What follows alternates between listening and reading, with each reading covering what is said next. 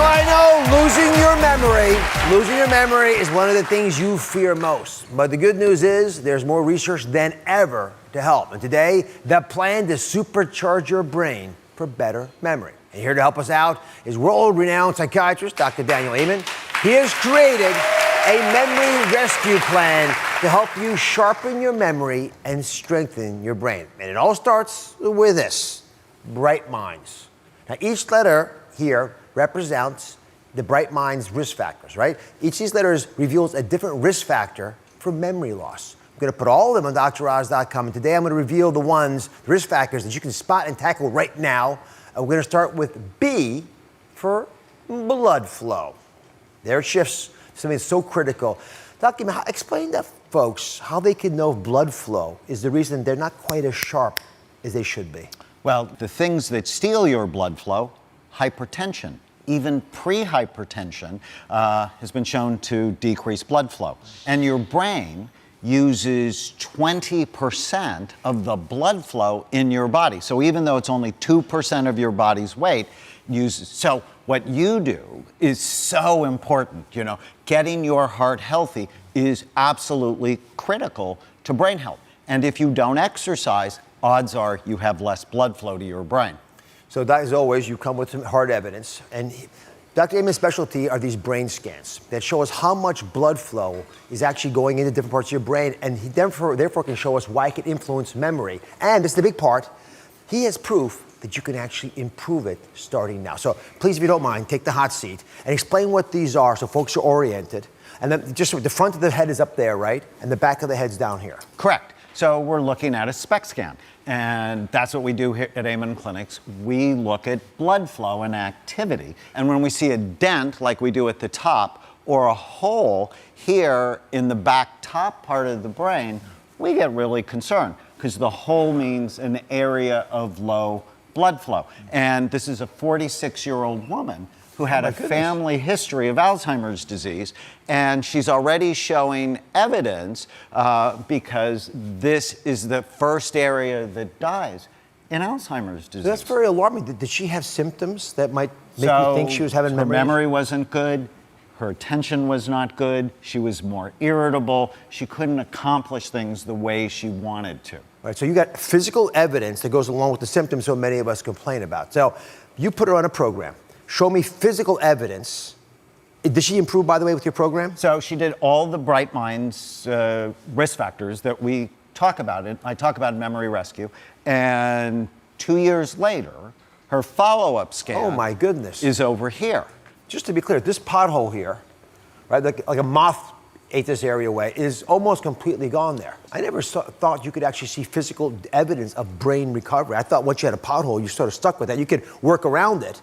But you're showing me evidence that the blood flow itself has changed dramatically. Yes. So let's go through some of these plans that you have, the specific things you put this lady on that allowed her within 2 years to, from what I can tell, improve her brain scan. So one of the most important things is your diet. What you eat is medicine or it's poison. And what we found that increases blood flow are something as simple as beets. Beets have nitrates in them. They increase nitric oxide. That widens blood vessels, and it gets you better overall blood flow. The other thing was ginkgo. And ginkgo has been shown in scientific studies to increase blood flow to the brain and to help support memory. All right, next risk factor that you can fight is the R in Bright Minds. And the R stands for retirement, or actually aging, which is the key issue here. How can we fight natural brain aging? Well, when you stop learning, your brain starts dying. But it doesn't have to.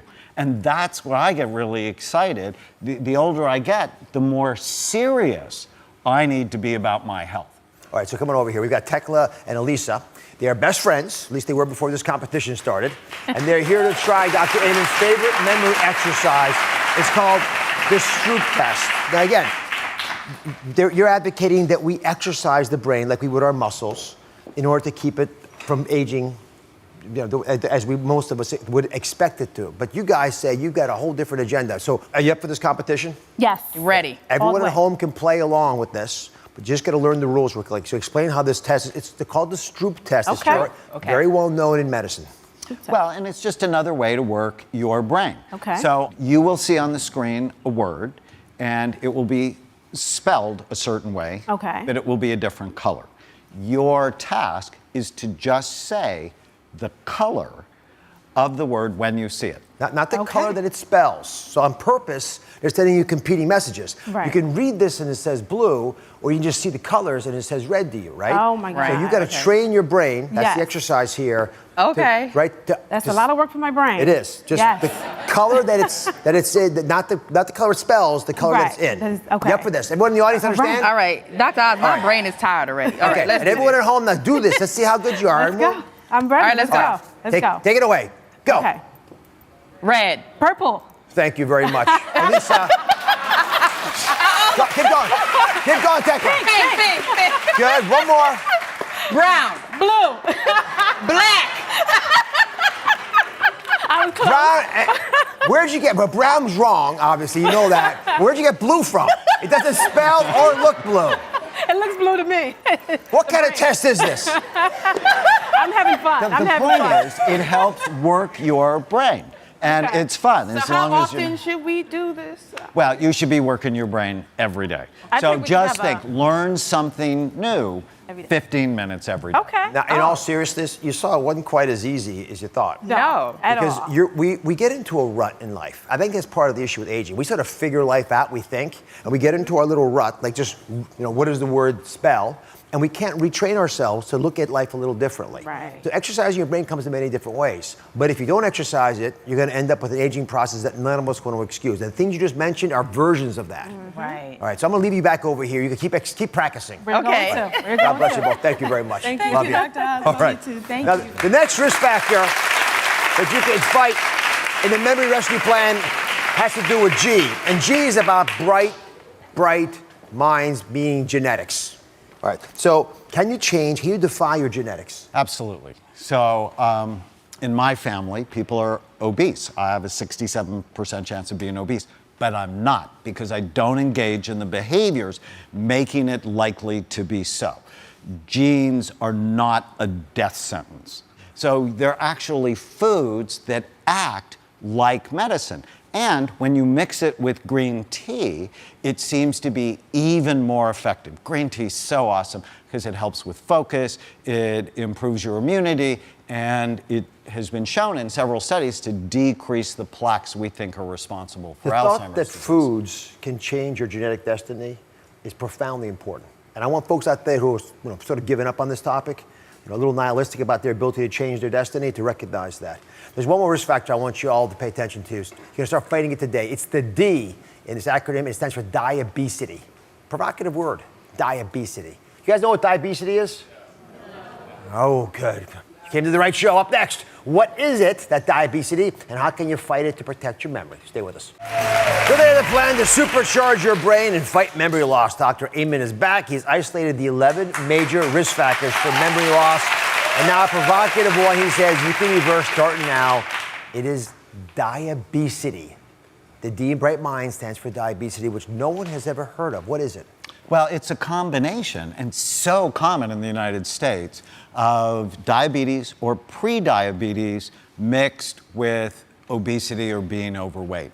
And that combination is a disaster for the brain. So this is so important because 2/3 of Americans are overweight, nearly 40% obese. I think of it as the biggest brain drain in the history of the United States. We have to do better. All right, so come on over here. Let's get some prevention tools here, because you can prevent these problems. I wouldn't talk about them with such passion if I thought you were destined to suffer no matter what you tried.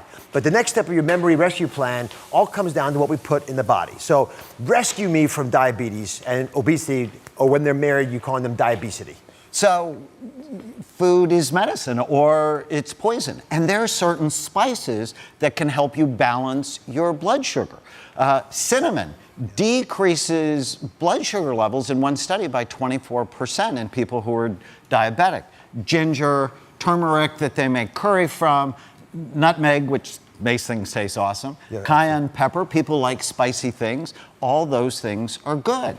And then high fiber foods like lentils or broccoli avocados. People don't think of them as high fiber, but they are. Chia seeds, pears, apples, oranges. There's so many wonderful high fiber foods that will really help. And then magnesium. So magnesium-rich foods like pumpkin seeds, black beans, quinoa, sunflower seeds, cashews. You can make delicious food with this, and it's medicine for your mind. All right, so these aren't food-like substances. They got to be actual food. So I asked a member of our bike club to join us. Linda's turned all your foods, using recipes we came up with based on those building blocks over there. So take it away, Tigers. So we started with some broccoli quinoa patties. So this has everything you could ever want to fight diabetes. High fiber from the broccoli, the quinoa.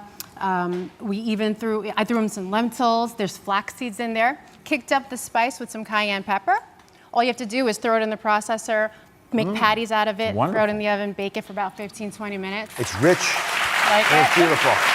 My daughters love this But too. this looks good, but this looks great. Now, what is that? All right, so black bean brownies, right? Really, really easy. Black beans, high in fiber. The only sweetness you're gonna see here that comes from the dark chocolate chips that are on the top. Fat from coconut oil, really simple, really easy, delicious. I didn't tell my daughters that they weren't real brownies, and they still went with Linda, it. these are so good. I mean, they're voluptuous. It's fantastic. Thank you. So there's no suffering in getting well. Right. No suffering in getting well. Thank you for watching. Don't forget to subscribe and turn on notifications so you never miss out on new videos to live the good life.